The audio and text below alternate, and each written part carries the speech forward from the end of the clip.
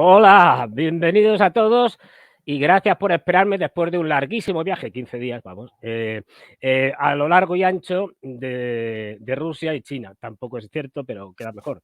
Y en fin, bueno, pues ya estoy aquí. En Moscú, por ejemplo, hacía una temperatura aceptable para lo que es aquello. 4, 5 grados, 3 de máxima, bien, bien. China hacía más calor. Vuelvo aquí a Madrid y con un tiempo absolutamente horrible, lluvia, aire, frío, y me engancho una faringitis de caballo. Por eso me diréis así con un poco mal. Pero bueno, es decir, para que veáis, o sea, ya ni para esto sirve Europa. Entonces, bueno, a ver, os cuento así muy por encima, y luego ya iremos entrando. Ezequiel ya os habrá contado cosas, os habrá puesto vídeos y tal, y muy rápidamente lo que fui es a las elecciones presidenciales en Rusia. Allí estuve unos 10 días más o menos.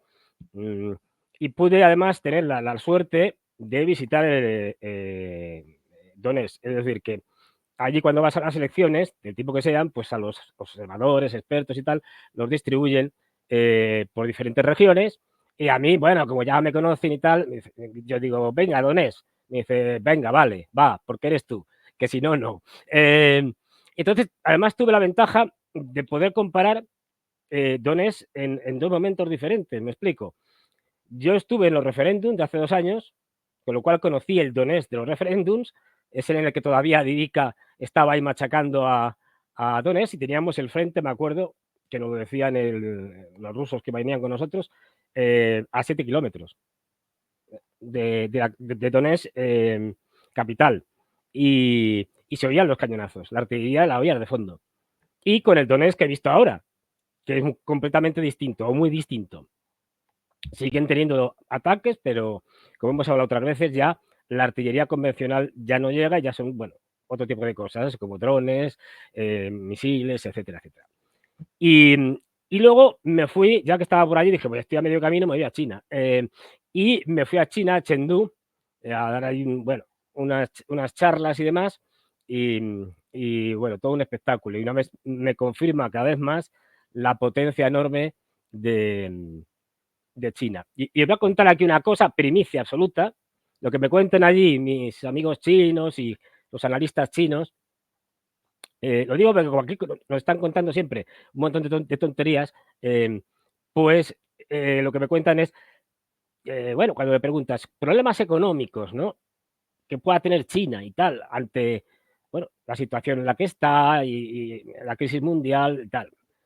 Problema por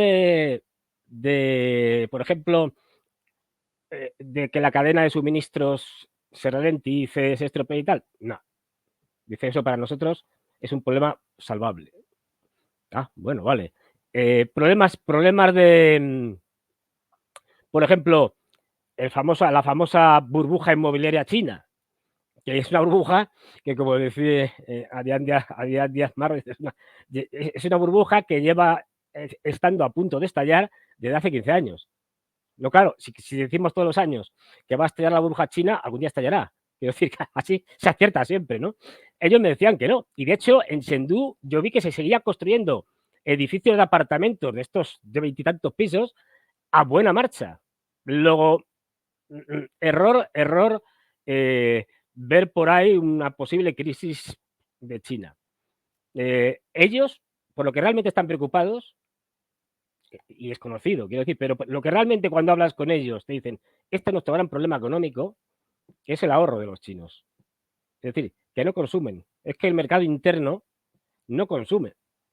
Y sin el mercado interno, eso es un problema para ellos. Y de hecho tienen una tasa de ahorro enorme los chinos. Y eso viene, bueno, ya si queréis lo explicamos, viene dado porque, es decir, los chinos tienen que estar adscritos a una determinada ciudad o pueblo, con la inmigración que, digamos, como censados, ¿no? Y allí se les dan sin autorización, no te puedes ir a vivir a otro sitio. Y allí se les daban, digamos, las pocas prestaciones sociales que se les podían dar, se las daban allí. Eso que ha provocado que al irse a las grandes ciudades en una migración masiva de cientos de millones de personas, ya no tengan ningún tipo de prestación social o sanitaria y tal. Luego, te ves obligado a ahorrar, porque si te has ido de un pueblo remoto por ahí perdido y te has trasladado a Shanghái o a donde sea, catapum, tienes una enfermedad y como no estás censado en esa ciudad, porque te has ido en una inmigración de por libre, no tienes ningún tipo de prestación y tienes que pagarte el médico privado, por ejemplo. Eso hace que los chinos, ante la expectativa de, bueno, lo que pueda pasar y del futuro, tengan un ahorro enorme. Y el gobierno, por más que lo intente, no consiga que consuman al nivel que ellos querrían. Es decir, que al final es un problema de consumo. Lo que les preocupa realmente es el problema del mercado interno y del crecimiento del mercado interno. Para que veáis qué diferencia con lo que nos cuentan aquí. O sea, eso es lo que les preocupa a ellos desde el punto de vista económico. Y dime.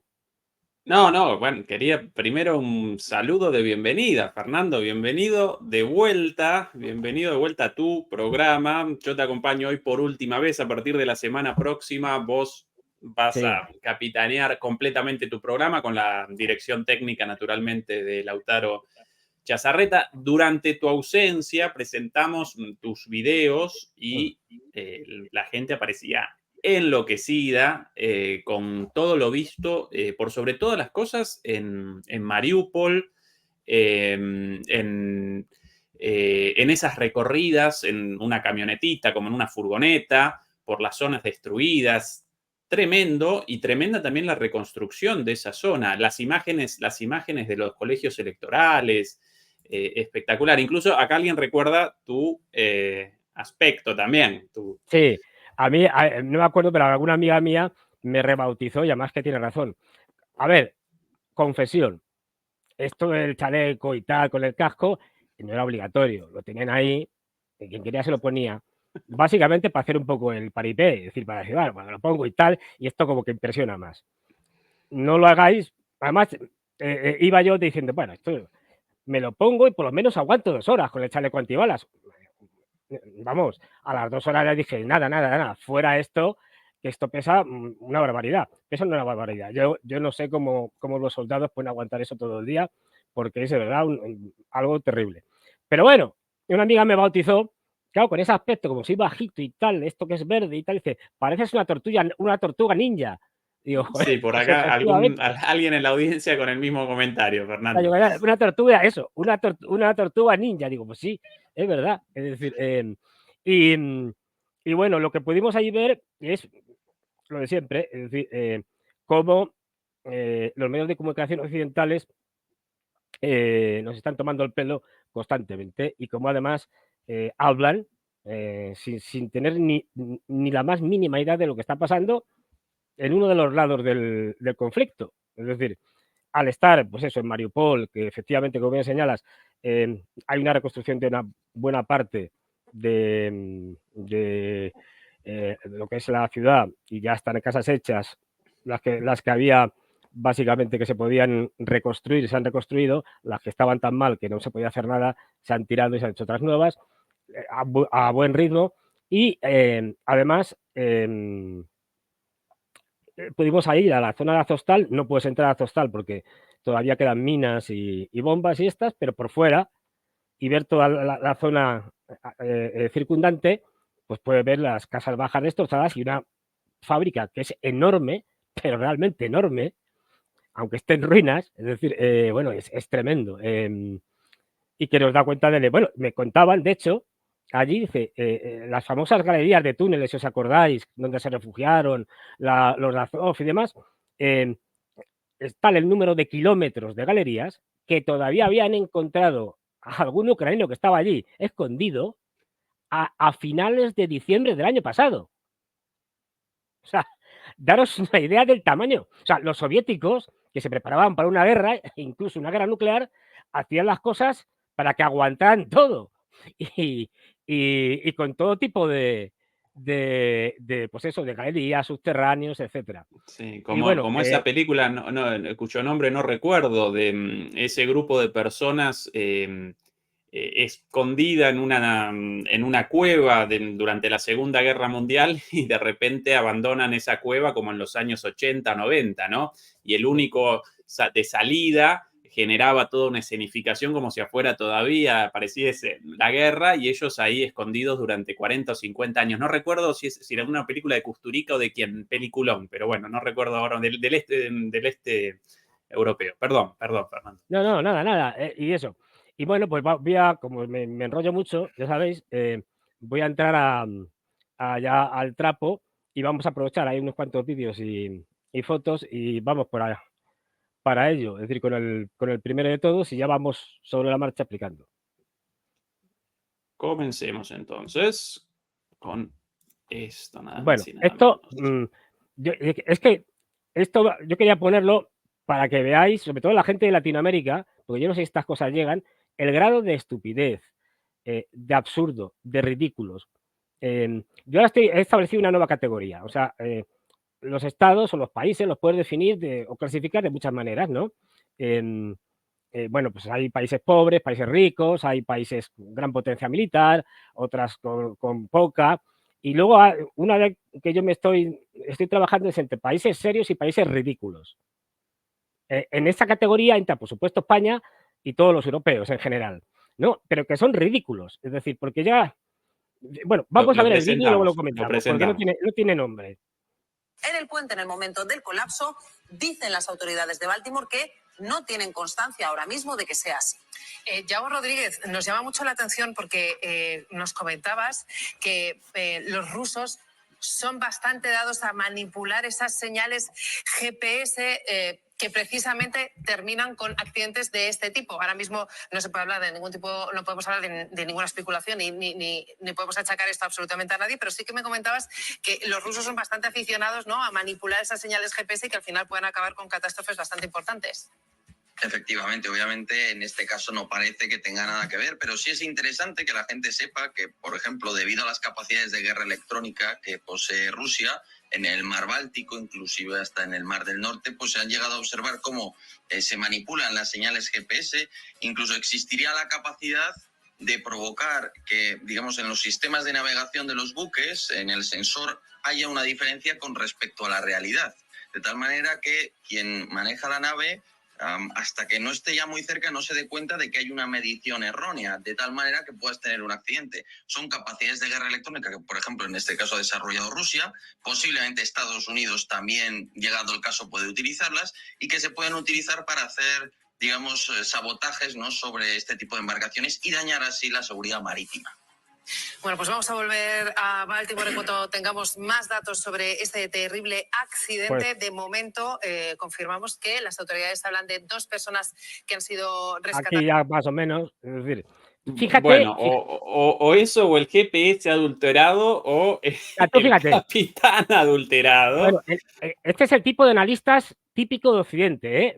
Para que veáis. O sea, Ese muchacho con diciendo, 500.000 suscriptores, Fernando, en YouTube, uno de los claro, referentes de la a ver, geopolítica en español en el campo atlantista, 500.000 suscriptores y considerado un super experto. ¿A o sea, veces visto algún programa de él? Los horrible. Sí, o análisis sea, yo no tenía ni políticos del idea, pero ni muchacho de pajolera idea. generan pena, pobrecito. Pero claro, toda esta gente a veces incluso está financiada para que hagan esto, es decir, por la OTAN, la Unión Europea. Bueno, la Unión Europea financia un montón de cosas de estas. Y además, claro, si te están llevando a las grandes televisiones, a los grandes medios de comunicación, pues es más fácil que crezcas, ¿no? Es decir, hasta el más tonto crece, como en el caso de este hombre. Entonces, bueno, fijaros o sea, el planteamiento del asunto. Bueno, hay el choque de un carguero y tal contra el puente de Baltimore. Que oye, vamos a ver, que no está probado, que no, esto no se sabe, no tiene que ver nada con los rusos, pero bueno, ya sabemos que los rusos pueden hacer algo por el estilo. Que no estamos diciendo que lo hayan hecho, pero que lo pueden hacer, ¿no? Y además te explica y tal, porque claro, a ver, si cambia la señal de GPS y tal, el del barco, entonces puede variar unos pequeñas distancias, unos metros y tal, bueno, A ver, esto en 9 metros no, pero es que lo ha arremetido frontalmente. O sea, es que lo ha embestido el puente. Entonces, claro, dices, es para partirse de risa. Y luego el tipo diciendo, bueno, al final ya dice, bueno, a ver, esto los rusos son expertos y tal, pero los americanos también saben hacer lo mismo, ¿eh? Pero vamos, han sido los rusos. Fijaros el nivel de locura, que pase lo que pase, o sea, mañana cae un meteorito por ahí, bueno, y la culpa es de los rusos. Ya se buscará algún medio. Ya, no, a ver, el meteorito viene del espacio y tal, pero bueno, todo el mundo sabe que los rusos tienen capacidades espaciales como para poder hacer un ataque y tal. Da igual, o sea, y el grado de rusofobia increciendo en España, en Europa y tal, con una panda de individuos absolutamente impresentables, que son los líderes europeos, que están en modo pánico, porque no olvidemos, esto sí que quiero, aunque lo he contado ya, pero sí que quiero realzarlo. No olvidemos que esto, si alguna vez fue una guerra entre Ucrania y Rusia, ya no lo ha sido. Y es que ahora mismo la situación de desesperación, especialmente de los europeos, es que la derrota de Ucrania, que ya todo el mundo da por hecha, hasta los más fanáticos de los ucranianos, la derrota no es una derrota de Ucrania, es una derrota de la OTAN. Es una derrota de la OTAN, además, en el territorio para la que fue establecida Europa, para una guerra en Europa, no para una guerra en Afganistán. Para eso no se hizo. ¿Y qué es lo que pasa? Que lo que estamos viendo es que los ejércitos europeos son absolutamente de risa, son ridículos, es decir, el caso de Alemania es especialmente sangrante, pero bueno, tenemos a unos líderes que están ya ascendiendo la escala de provocación hacia los rusos de una manera absolutamente irresponsable, diciendo que hay que ir a la guerra y tal, y que vamos a mandar Macron, que si 20.000 hombres y tal. Esto lo habrá contado mejor Juan Antonio, porque sabe más de esto, pero vamos, los franceses pueden mandar 3 brigadas. Es decir, que 3 brigadas no da ni para una semana, para que nos entendamos. Aparte de los problemas logísticos que tendría mandar europeos a través de Polonia, en fin, un absoluto disparate. Pero bueno, como aquí ya vivimos en un mundo en lo que todo es posible, ¿no? Pues vale. ¿Y qué es lo que pasa? Que es que la derrota de la OTAN significa el final de la OTAN. Se acabó. Incluso si no gana Trump. Si gana Trump, ni te cuento. En las elecciones norteamericanas. Y eso les pone muy nerviosos. Porque ha sido un sistema de dominación absolutamente básico, no solo para Estados Unidos dominando Europa, sino también para que Europa, digamos, como vasallo, pues sacara sus réditos. Y claro, esto terminaría con la OTAN y el final de la OTAN terminaría inevitablemente arrastrando a la Unión Europea y se acabó. Es decir, las 2 grandes instituciones globalistas que ahora mismo están funcionando en Europa, liquidadas. De ahí el nerviosismo y de ahí, y entraremos con tranquilidad en otro momento, el incremento de todo tipo de ataques hacia Rusia. Se veía el tema bueno, el famoso teatro de Moscú, tremendo, pero esto venía escalando. O sea, esto no es una cosa que se haya producido así aisladamente. Como la OTAN sabe perfectamente que están a la desesperada, que ya no tienen otra salida, y esto como lo ha hecho además muchas veces tanto Estados Unidos como Gran Bretaña y tal, ¿qué les queda para intentar provocar a los rusos? El terrorismo. No hay otra. No olvidemos, llevan una campaña de prácticamente todo el mes de marzo con ataques a poblaciones civiles al otro lado de la frontera rusa, Belgorod, Kursk, etcétera, con incursiones que desde el punto de vista militar no tienen el más mínimo sentido, pero desde el punto de vista publicitario sí, y desde el punto de vista de lanzar bombas y que caigan en Belgorod y maten a la gente, pues también. Entonces, bueno, esto tiene que quedar claro de que la OTAN va a jugar hasta el final y la OTAN va a jugar sucio hasta el final y no es de extrañar que vengan más atentados terroristas. Todo apunta a que los principales instigadores detrás de esto, aparte de los ucranianos como intermediarios y los pobres estos tayikos que los han cogido, podrían haber cogido a cualquiera de otro lado, ¿no? Porque además todo apunta que habían consumido también drogas de guerra y tal. Pero bueno, es el MI6 británico, que es el más interesado, los británicos, en destrozar Europa, más que los norteamericanos. Pero bueno, dicho esto, para no desviarme demasiado, fijaros, este tipo de disparates de la fake news, lo fácil que es, teniendo medios para prodigarlos, es decir, lo fácil que es hacer algo de esto. Y ahora vamos a ver aquí una cosa, creo que es el vídeo de Chengdu, o el vídeo, o uno ruso, en fin. Ahora vienen. En realidad un video español, Fernando, atención a esto. Estamos aquí en un pueblo de España donde se puede ver unos chorizos exquisitos. A que no sabéis en qué pueblo, en qué región de España estamos. A ver si lo adivináis. Realmente estupendos, tiene una pinta fantástica. Pues no estamos en España, señores, esto es una fake news. ¿Veis qué fácil es hacer una fake news? Porque estoy en China, en Chengdu, y no es mentira, como podéis ver. Incluso os enseño un cartel de la calle Remin Songlu Trituan. Vamos, que esto es China. ¿Veis qué fácil es hacer fake news? Pues eso, esto ha sido una pequeña cosa que se me ocurrió allí, para que veáis que es la cosa más fácil del mundo. Luego es tener la capacidad de proyectarlo, pero ni siquiera hace falta hacer alardes técnicos, es decir, no manipulo y tal, y hago, no, sí es la cosa más fácil del mundo. Bueno, por eso es la inmensa mayoría de lo que nos mandan a través de las redes sociales, tal, es esto, cosas de estas. Y bueno, ya digo, el tema de China, bueno, es que nos van a sobrepasar, bueno, ya nos han sobrepasado muchas cosas y tienen un potencial, que son imparables. Y salvo la guerra, no les va a quedar otra a Estados Unidos porque son imparables. Ya entraremos en otras cosas de China otro día. Y bueno, contaros cuando estuve allí en Donetsk, otras cosas. Bueno, a ver, tuve la suerte de estar reunido.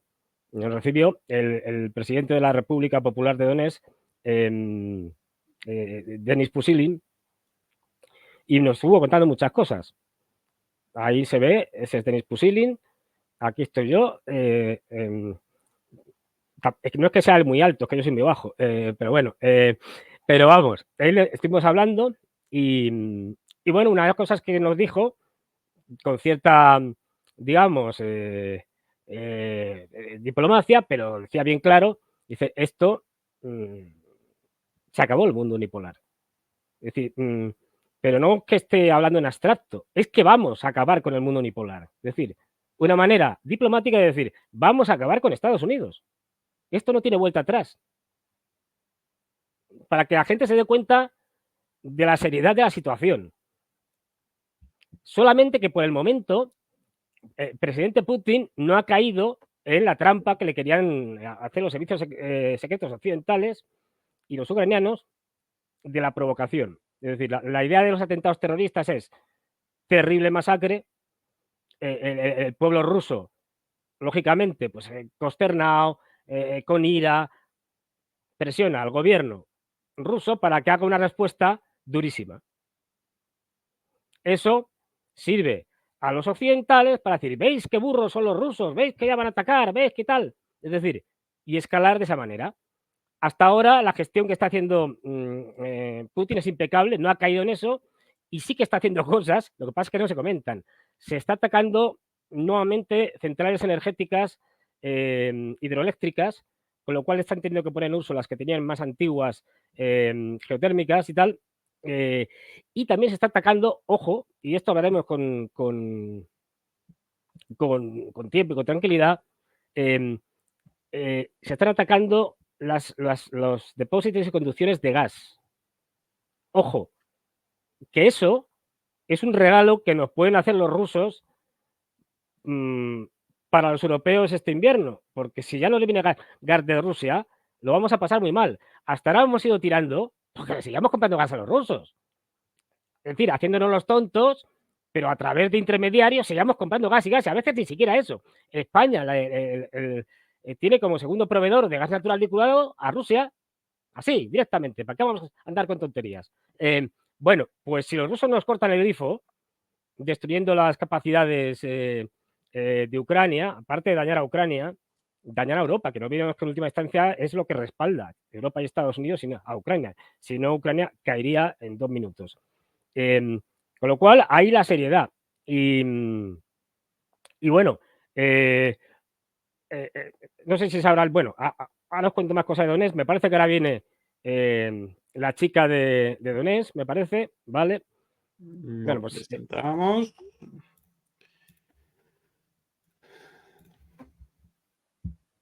¿Veis? Bueno, esta es una foto, esto es un colegio electoral, esta es una foto de una chica, con su acreditación y tal, que es una periodista de Camerún. Es decir, que cuando nos cuentan el cuento este de que no, tal, los rusos no podemos acceder a información y tal, esta chica no tuvo ningún problema en ir allí y preguntar a todo el mundo. Es decir, el problema es que los medios de comunicación no quieren ir a la parte rusa, a las zonas o los territorios liberados por los rusos, porque no les interesa, porque ellos ya tienen escrito el discurso. ¿Para qué van a ir a reflejar la realidad? Si no les interesa lo más mínimo la realidad. Lo que les interesa es seguir contando cosas desde Moscú. Como este señor, que no me acuerdo el nombre, que por fin lo han expulsado de Moscú, un señor que lleva diciendo barbaridades y mentiras, un periodista. No me acuerdo ahora, creo que era del Mundo del País. Bueno, da igual. Lleva años diciendo barbaridades, mentiras, pero mentiras zafias. Un señor que no ha estado nunca allí, en el Donbass, que no ha salido de Moscú. Pero usted, ¿qué me está contando? Pues esto es lo que realmente importa. Es decir, el que a mí, si alguien me dice, es que pasa tal cosa en el Donbass o en Donetsk, y me digo, oiga, pues eso no, entre otras cosas, pues yo hasta allí lo he visto. ¿Qué quiere que le diga? Y usted no. Bueno, pues en eso estamos. O sea, que se puede acceder, se puede ir y hay medios de comunicación, por supuesto, no occidentales, que van. O sea, para que este es simplemente un ejemplo de que se podía ir. O sea, que no... Y que tú preguntabas lo que te diera la gana a la gente que estaba por allí.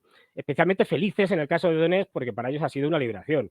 Yo cuando los vi en el referéndum hace 2 años, había más cara de preocupación, o que estaban contentos, había más cara de preocupación, y ahora ya era alegría, es decir, de oreja a oreja, es decir, porque claro, como que cierran una etapa final, aunque la guerra siga, pero ya el alejar con la toma de Avdiivka, las posibilidades de ataque, aún así, no sé si fue un par de días antes, o hubo un ataque y hubo 1 o 2 muertos en Donetsk.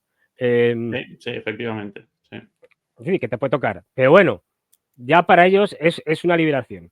Y no olvidemos que los ucranianos jamás han atacado objetivos militares o políticos. No. Son ataques indiscriminados contra la población civil. Pues bien,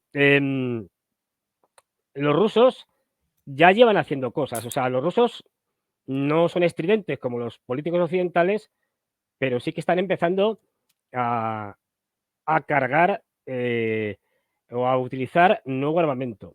Y ahora vamos para que os hagáis una idea de lo absurdo, de lo absolutamente falto de realidad, de coherencia, lo absurdo de plantear ni tan siquiera un enfrentamiento directo por parte de la OTAN contra Rusia. Esto que ves allí, bueno, ahí está el ministro de Defensa, Sergei Shoigu, está visitando una fábrica. Hasta aquí, nada nuevo. Esa enorme bomba que ves allí, ya ves el tamaño, el operario y la bomba todavía no acaba, es una FAB 3000. ¿Y esto qué quiere decir? Hasta ahora os hemos contado, Ezequiel, yo y más gente, que una de las cosas que está dando la vuelta, o que ha dado la vuelta y que está siendo un arma de un gran éxito, es algo tan sencillo que ya habían hecho los norteamericanos como poner a las bombas tontas, ahí lo tenéis, la FAB 3000, bueno, poner un kit guiado, bien por GPS, bien por otro tipo de sistemas, que a la bomba tonta, al ponerle como unas alitas, pequeños mecanismos que son bastante baratos, le permiten ir guiada hasta su objetivo y además volar, planear durante mucha más distancia, 60, 70 kilómetros. Empezaron con la de 250. Estamos hablando, el número viene dado por el peso de la bomba. Empezaron con la de 250 toneladas. Kilos, No, kilos. 250 kilos, sí. 250 kilos. Sí. Siguieron con las de 500 kilos. Ya hace tiempo que se implementaron las de 1500 kilos, que se usaron en Abdica, por ejemplo. Esta, que ya está en producción masiva, es de 3000 kilos. Ver un impacto de esta bomba, ni os quiero contar. O sea, imaginaros a los 20.000 franceses que le lancen unas cuantas de estas. Ya ves tú lo que pasa con los franceses.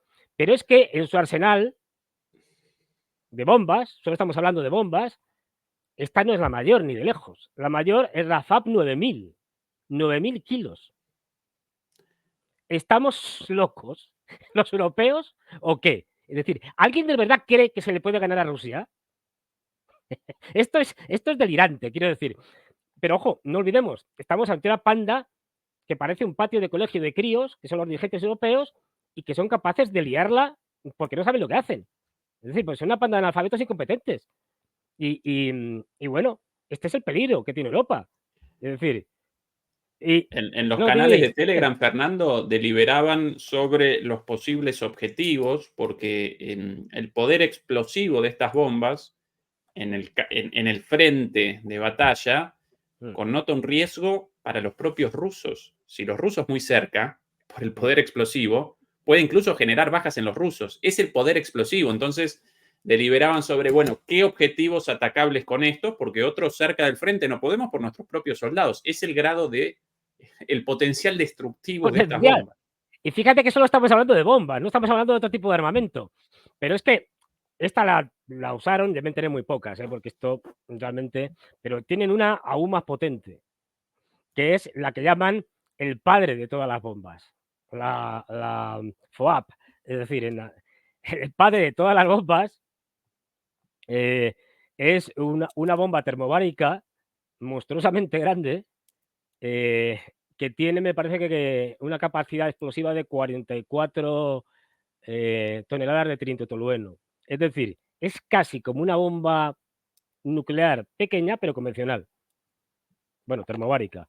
Es decir, si ocurriera una de esas, se llevan por delante una ciudad prácticamente, una ciudad pequeña. Es decir, y no es una bomba nuclear. Esto para que nos hagamos una idea de la capacidad que tiene Rusia, y de la locura de Europa.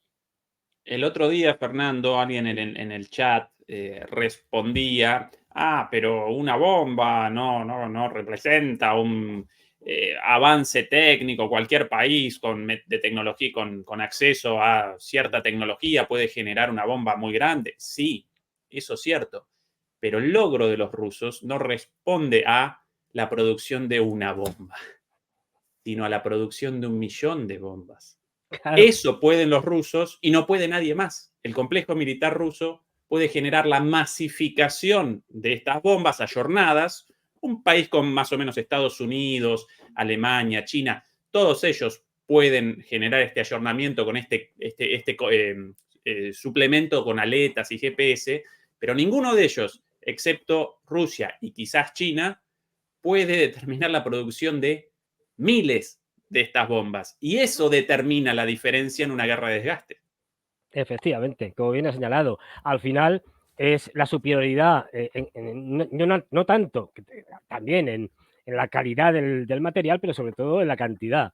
Es decir, es que al final, si es una guerra de artillería y tú has llegado a lanzar hasta 60.000 municiones en un día, esto no lo lanza Europa, vamos, quiero decir, ni en un mes. Es decir, bueno, no tienen capacidad de producir esto. Es que es una locura. Y esto nos lleva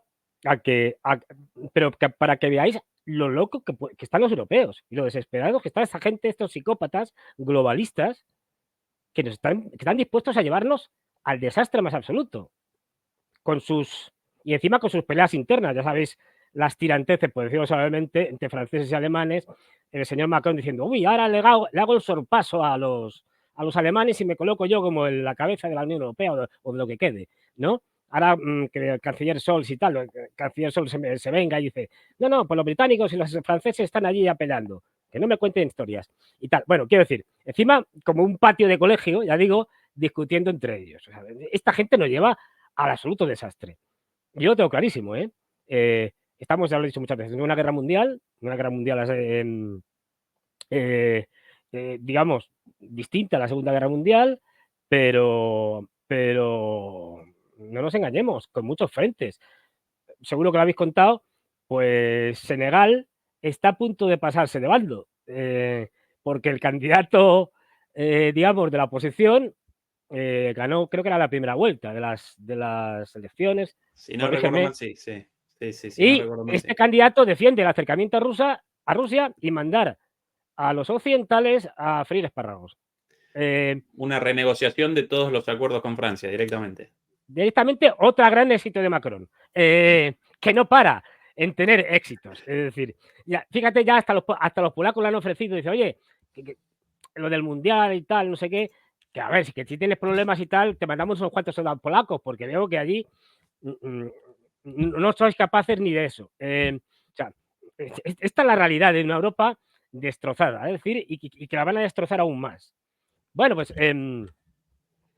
y eso lo confirmaba, creo que es el siguiente que está por ahí, y eso lo confirmaba nuestro querido amigo Borrell, el jardinero, que ya se quita de toda la cabeza. Aquí las razones de la guerra. Hasta hace poco, si no recuerdo mal, la defensa de la democracia, de la libertad, los derechos de soberanía de Ucrania frente al agresor. los valores occidentales, Vale, todas esas cosas sí. lindas.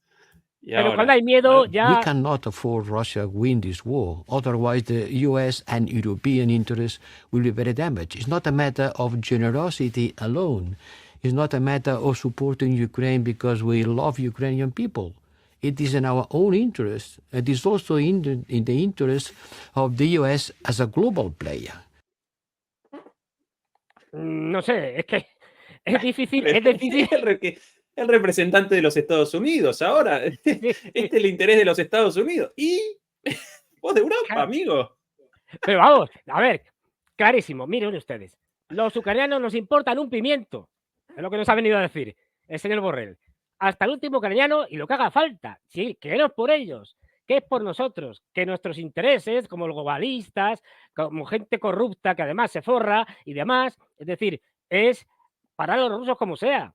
Y además los de Estados Unidos. O sea, nosotros en tanto que vasallos y ellos en tanto que potencia global. Y como vasallos algo nos tocará. Es decir, si mantenemos a nuestro señor feudal, Estados Unidos, como gran potencia global, a los vasallos pues algo les caerá, ¿no?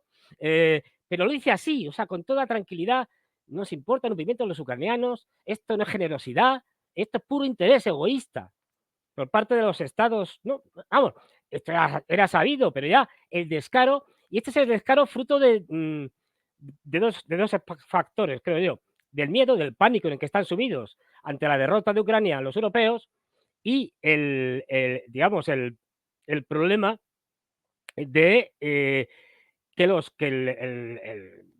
que plantean también el Borrell y compañía, de que al final los europeos queden abandonados a su suerte, que es lo que va a hacer Estados Unidos en un momento determinado. Se puede discutir si después de Trump y tal, abandonados a su suerte. Y abandonados a su suerte quiere decir al desastre económico, porque los norteamericanos van a seguir chupando, vampirizando las economías europeas. Entonces, bueno, pues esto es, o sea, es ya el más puro descaro. Es decir, es que no se puede ya explicar, porque no hay nada que explicar. Te lo dice perfectamente el señor Borrell. Es decir, lo que es en realidad la Unión Europea, lo que es en realidad los políticos europeos y a quienes sirven y cuáles son los valores europeos. Los valores europeos son el puro interés. Es decir, y para ello están dispuestos a sacrificar lo que haga falta. Y si tenemos que hacer atentados terroristas en Moscú, pues se hacen todo lo que haga falta y punto. Esta es la realidad de Europa, la verdadera cara de Europa. Es decir, y Occidente, sí, Estados Unidos, por supuesto, que es el mayor terrorista del mundo. Ese es que es un Estado terrorista. Y comprobado, quiero decir. Barack Obama en su momento lo dijo. El ISIS lo creamos nosotros. Si lo dice Obama, no seré yo quien le contradiga. Es decir... Fernando, y por cierto, los intereses europeos de las élites, no los intereses europeos de la gente de a pie en Europa, porque ellos, en el caso de una guerra en Europa, esos los primeros enviados al frente, los de abajo. Claro. Ellos quieren los intereses europeos de ellos, básicamente, nada más, ¿no? Efectivamente. Es decir, de ahí toda esta campaña de meter miedo a la gente para, bueno, cuando llegue el momento, a ver si ya están los bálticos y tal, no solo los alemanes, más gente diciendo, hay que hacer otra vez el servicio militar obligatorio para toda Europa, para toda Europa. Nada de excepciones. Bueno, esta gente, ya digo, y bueno, y luego se basan, se me había olvidado, en otra cosa, que es en el absoluto conformismo acomodaticio de los europeos. Es decir, bueno, cada uno está a su vida, sus cosas, no protestamos, o bueno, no protestamos como diríamos protestar, porque esa es otra, te ocultan que sigue habiendo las famosas manifestaciones de agricultores, no te lo cuentan, y sigue, especialmente en Francia, pero no solo en Francia, en un montón de sitios que siguen protestando. Pero esto, como que no, esto no va con el relato oficial. Y estamos llegando ya a una situación cada vez más crítica. Y fíjate que siguen, o sea, Estados Unidos sigue su estrategia de debilitar a Rusia, como sea. El Cáucaso otra vez está, digamos, resurgiendo la posibilidad de que Azerbaiyán haga un ataque contra Armenia. Y además hay otras cuestiones. Aquí tengo, porque me parece interesante. Hay otras cuestiones. Ese teléfono, cuidado con ese teléfono, lo quiere la CIA, lo quiere el MI6. No, el valor de ese teléfono. Este teléfono está más pinchado, es decir, ya lo tengo claro, vamos. O sea, si quiero privacidad, pues no sé, palomas mensajeras, señales de humo o algo por el estilo. Es decir, pero no un móvil. O sea, el móvil olvidados, el móvil estamos todos fichados. Pero, a ver si la noticia la tengo por aquí, porque me parecía relevante, ¿no? De esto no te van a hablar. De esto no te van a hablar porque, claro, estas cosas que son trasfondos que están por detrás de muchas de las decisiones que se toman y de lo que realmente son los intereses de unos y de otros. Fijaros, esto no te lo van a contar en los medios occidentales. Estados Unidos, dice la noticia, no apoya la construcción del proyecto de gasoducto Pakistán-Irán y advierte sobre el riesgo de sanciones al hacer negocios con Teherán. Se lo advierten los pakistaníes. Según el representante del Departamento de Estado de Estados Unidos. El 26 de marzo, el ministro de Petróleo pakistaní, Musaddiq Malik, dijo que Islamabad pediría a Estados Unidos que no aplique sanciones contra las empresas pakistaníes que pronto comenzarán la construcción del gasoducto Mir con Irán. Aquí se ve lo que realmente importa, la energía, el petróleo. ¿Por qué presiona Estados Unidos a Pakistán para que no complete ese gasoducto que ya está terminado en la parte iraní? Porque ese gasoducto no va solo para Pakistán, va para China. Y eso hay que impedirlo como sea. Y porque no olvidemos, vamos a un mundo en el que los recursos energéticos cada vez van a ser menores. Entonces hay que impedir, como sea, a través de sanciones, si hace falta, sanciones de lo más brutas contra, o golpes de Estado, lo que haga falta, es decir, contra el suministro energético hacia China, en este caso. Pero esto no lo vas a ver en las noticias de los medios occidentales, porque realmente trata de lo fundamental, de la clave. Y es que en última instancia hay un control, hay una lucha mundial por el control de los recursos energéticos y los minerales estratégicos, que son la clave de la supervivencia de muchas cosas, entre ellos de la actual tecnología que tenemos y que cada vez van a ser más escasos. Y privar, al contrario, de este tipo de cosas, de suministros energéticos y tal, es clave. Es decir, por eso Ucrania es tan importante, aparte de debilitar geopolíticamente a Rusia, porque Ucrania era un país de tránsito. Bueno, sigue siéndolo. Es decir, que esa es otra coña. Sigue pasando el gas ruso a través de Ucrania para suministrar a los países, sobre todo de Europa Oriental, bueno, cobrando Ucrania digamos, el peaje por pasar por su territorio. Para que al final hay un sustrato que iremos contando de cosas que no se cuentan y que explican, pues eso, muchas cosas. Y teníamos por ahí, ¿qué más? Estas cosas, Fernando, las presentás vos solo. Yo recorro los medios occidentales todos los días, aparezco suscrito a medios críticos rusos, chinos, indios, bueno, naturalmente latinoamericanos también, europeos. Esa noticia no vista en ningún lado. Esa solo vos la presentás. No, pero ¿qué quiero decir? A ver, pues al final, pues ya sabes que tales canales de Telegram pues me la pueden contar, o cosas así, o blogs de gente que saben de esto y tal. Con el paso del tiempo uno va seleccionando y se va encontrando con gente que es fiable, o con sitios donde te cuentan cosas que no te las cuentan otros. O sea, es más, pues llevar mucho tiempo en esto, es decir, no otra cosa. Y bueno, y teníamos por ahí, para no alargarme más, ¿qué nos quedaba por ahí de algún vídeo, alguna foto? No, eso todo lo hablado consumido. hoy, todo Bueno, pues mostrado. vamos. Por cierto, solo un pequeño bocadillo. A partir de, recuerden que DMP Geopolítica representa un espacio para las voces críticas. Esa es la idea, que los analistas críticos como Fernando Moragón, Eduardo Bior, Javier Martínez, Adrián Zelaya puedan realizar sus propios programas. Así que, Fernando, yo la próxima semana ya no te voy a acompañar. Vos vas a capitanear la nave solo con Lautaro Chazarreta en la dirección técnica.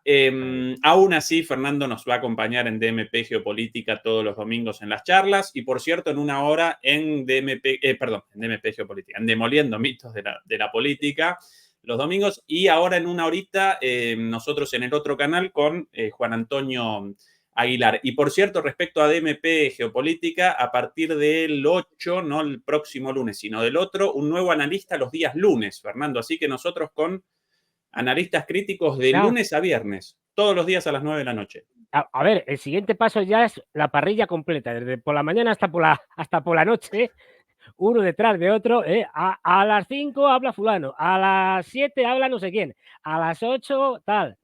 Y bueno, esa es la idea. El domingo ya tendremos ocasión de hablar de cómo está la cosa, aprovechando que es el último día de marzo, de cómo está la cosa en el frente ruso, es decir, ruso-ucraniano, y los últimos avances y demás cosas. Efectivamente, dice, ¿quién está haciendo las cestas? Likes, ya saber, muchos likes. Estas ojeras de aquí responden a eso. A ver, cuando se fue a descansar, que falta la CIA y tal, a Argentina y a Colombia, se le veía más lustroso. Es decir, ahora se le ve, tengo que decirlo, más delgado. Hecho mierda. Te estás quedando los huesos. Ezequiel, no puede ser, te estás quedando los huesos. Y sí, 2 o 3 kilos menos que antes por exceso de trabajo, pero esa es la idea. Primero, comenzar con esto y que después esto, en manos de ustedes, Fernando y todos los otros analistas, que esto aparezca como un proyecto colectivo en manos de todos y bueno, y yo pueda acompañar llamando a nuevos analistas en ese rol, no en el rol de co-conductor, que para eso ustedes con más capacidades incluso que nosotros. Así que, Fernando, bienvenido de vuelta una vez más. El canal en la última semana con un salto de crecimiento y casi 900 personas en vivo en un canal todavía como este, chico aún, ¿sí? Con 7.000 suscriptores. La semana pasada menos de 5.000. Esta semana ya 7.000. Así que esto como una bola de nieve, pero una bola de nieve buena, ¿sí? Efectivamente, vamos así, porque ya sabéis que a mí la nieve, vamos, el frío como que no. Entonces, bueno, y iremos contando más cosas y intentaremos ir a la trastienda, lo que no se cuenta, lo que puede haber de intereses además de todo tipo, quiero decir, tanto, por ejemplo, análisis de las élites globalistas occidentales y sus, digamos, juegos y trampas, como la situación en la que se encuentra, el liderazgo en Rusia. En Rusia, como hemos contado muchas veces, no hay unanimidad. Y ahora mismo hay un sector extremadamente duro que incluso están reclamando para reponer el miedo. Hay un artículo se llama creo que Termin, un artículo muy interesante que leí en ruso, claro, bueno, pero se puede traducir con cualquier traductor de estos, donde te vuelve a reclamar, dice, hemos perdido una de las cosas más importantes que había en la Guerra Fría. Con la doctrina de la destrucción mutua asegurada, había miedo. Era el resultado del miedo. Después de la crisis de los misiles en Cuba, soviéticos y norteamericanos llegaron a la conclusión de que esto había que poner de cortapisas porque estuvo a un tris, a nada, de una guerra nuclear. Y a partir de ahí se coge miedo, en el mejor de los sentidos del término. Esto es lo que se está perdiendo. Y esto es lo que, por parte de los responsables occidentales, y esto es lo que algunos, digamos, profesores, pero que son asesores de Putin y tal, es decir, con mucha influencia, aunque sean académicos, están exponiendo. Hay que recuperar el miedo, porque sin el miedo vamos a una guerra nuclear. Y a lo mejor para recuperar el miedo hay que hacer una explosión nuclear en algún sitio, es decir, que cojan miedo. Y esta parte dura, dentro del establishment ruso, cada vez tiene más predicamento. Ojo con seguir jugando a provocar a los rusos con atentados terroristas. Porque al final es muy fácil que la cosa se nos vaya de las manos, pero facilísimo. Y ya digo, ya te lo pasaré porque podemos hacer un análisis muy interesante de este último, que como digo, pues eso, pero que además los rusos ya están diciendo cada vez más claro. En una entrevista a Bornikov, que es el jefe del FSB, de los servicios secretos rusos, le preguntaban, ¿no es hora de reconocerlos al régimen de Kiev como una organización terrorista? Respuesta del director del FSB, de los servicios secretos rusos. Por supuesto que hay que hacerlo. Sí. Creo que hay razones no solo para aceptarlo, sino también para tomar las medidas adecuadas. Esto debería hacernos reflexionar. Conseguir esta política de provocaciones una detrás de otra. Dice, ojo, siguiente pregunta, ¿reconocerlos como una organización terrorista? Respuesta de Bornikov, naturalmente. Mencionaron a Estados Unidos, Reino Unido y Ucrania, los tres países detrás del ataque terrorista. ¿Eso es así? Supongo que sí. En cualquier caso, hablemos ahora de la factura que tenemos. Esta es información general, pero ya hay ciertas novedades. Aquí lo deja, pero te lo están diciendo. Esto ya no es. Esto es una guerra, un enfrentamiento entre dos bloques, es una guerra mundial. Es una guerra mundial con todas las de la ley. Si la gente no toma conciencia de esto, nos vamos al desastre. Por la irresponsabilidad absoluta de los dirigentes occidentales. Lo que está aguantando Rusia de provocaciones, de no caer en respuestas salvajes, es de una moderación extraordinaria. Ojo, que una de las cosas que, hablando allí con los rusos y tal, critican mucho al propio gobierno. Es decir, que están haciendo una guerra muy moderada, una guerra a medias y que querrían más dureza. Cuidado con estas cosas, cuidado con hacer tonterías por parte de esta panda de ignorantes. Es que lo de Europa ya no tiene solución. Y con esto acabo. Una pequeña anécdota tonta, pero vamos, esto está en la idea del embrutecimiento de los europeos y cómo la educación en Europa se degrada a pasos agigantados. Y al final lo que tendremos será una gente absolutamente analfabeta. Se supone, aquí por lo menos en España, pero en cualquier lado, los estudios para acceder al cuerpo diplomático, la carrera diplomática, es una serie de tiempo que te lleva, muy difícil, con muchas asignaturas de todo tipo y tal. Es decir, no es no es algo fácil de aprobar, digamos, de hecho, aprueba muy pocos. El grado de ignorancia es tan grande que el ministro Álvarez ya ha tenido que salir diciendo que van a tener que bajar los estándares para acceder a la carrera diplomática porque si no, no va a entrar ni uno. Esto te da una idea, ¿no? Claro, ¿qué van a hacer estos futuros diplomáticos? Que van a ser diplomáticos sabiendo el abecedario y poco más. Pues te puedes esperar lo peor de lo peor. En fin, ya con esto os dejo y sorpresas, habrá sorpresas el próximo viernes, bueno, y también el próximo domingo, dentro de 2 días. Así que gracias a Ezequiel, gracias a Dazu. A Chaza, a Lautaro Chazarreta. Chaza. Yo soy un desastre. O sea, para aprenderme los nombres tardo varios meses, incluso los más fáciles. Pero bueno, que al final, si esto sale bien, será gracias a él, porque yo soy un desastre. Y decirme, Fernando, ¿pero qué haces? Estás colocado de espaldas. Y tal. Es decir, este tipo de cosas. Así que nada, nos vemos. Y gracias también a Beatriz Pulido de Es verdad, Beatriz Pulido, que está ahí diciendo likes y más likes. Así que muchas gracias a todos y nos vemos el domingo y allí Ezequiel y yo contaremos cosas, no quiero revelar nada. En fin, tremendas. Hasta dentro de 1 horita más o menos. Chau, chau. Hasta luego.